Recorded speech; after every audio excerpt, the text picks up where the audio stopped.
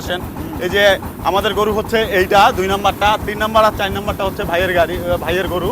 তো ভাই গরু বিক্রি হয়নি আর কি, আর করবেন না বিক্রি? কালকে করা যাবে না? ঈদের পরে করবেন? কারণ কি এখন কি মনে হচ্ছে দাম পাচ্ছেন না নাকি? দাম কম বলতেছে। দাম কম বলার কারণে ভাই তার 2টা গরু বিক্রি করবে না আর কি, বাসায় নিয়ে যাচ্ছেন। ঈদের পর ইনশাল্লাহ কোনো এক হাটে নিয়ে বিক্রি করে দিবেন কাঙ্ক্ষিত দাম পেলেই। তো ভাই আপনি এই যে 2 নাম্বারটা কত দাম চাচ্ছিলেন আর 3 নাম্বারটা কত দাম চাচ্ছিলেন? 1,20,000। সেটাও দেননি, মানে দেননি, আরো বেশি চাচ্ছিলেন আর কি। এখন সেই দামটা উঠতেছে না মনে হয় নাকি? যাই হোক, হাটে এক একজনের অভিজ্ঞতা আসলে এক এক রকম। হ্যাঁ, 10,000। এক একজনের অভিজ্ঞতা আসলে এক এক রকম। কারো কাছে মনে হচ্ছে দাম বেশি, কারো কাছে মনে হচ্ছে দাম কম। ভাই তাদের কাঙ্ক্ষিত দামটা পাননি বলেই গরুগুলো বিক্রি করেননি। আশা করি ইনশাল্লাহ ঈদের পরে কোনো এক হাটে কোনো এক প্রোগ্রামের জন্য কেউ নিয়ে যাবেন কাঙ্ক্ষিত দাম নিয়ে।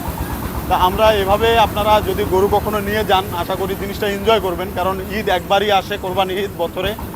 চেষ্টা করবেন নিজের গরু নিজের হাটে গিয়ে এভাবে কেনার। কাদা পাড়াবেন, গোবর পাড়াবেন, গরুর ঢিস খাবেন, গরু পাড়া দিবে, যথেষ্ট ভালো লাগবে। এটা এনজয় করার জিনিস। এটা আসলে ভয় পেয়ে অনেকে বাড়িতে থাকেন, এটা আসলে ঠিক না। চেষ্টা করবেন আপনারা বাড়িতে না থেকে গরুগুলো নিজে গিয়ে নিজে কেনার।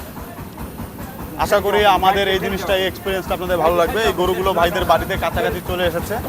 এই যে আমরা এখন পাঁচঝাড়ের তল দিয়ে যাচ্ছি, এখানে কাজ চলছিল। তা আমরা এখন গরু দুটো নামিয়ে দিয়ে আমাদের গরুটি বাসায় নিয়ে যাবো ইনশাল্লাহ। এই গরু দুটো ভাইয়ের বাড়িতে নামবে, এরপর আমরা বাসায় চলে যাবো ইনশাল্লাহ।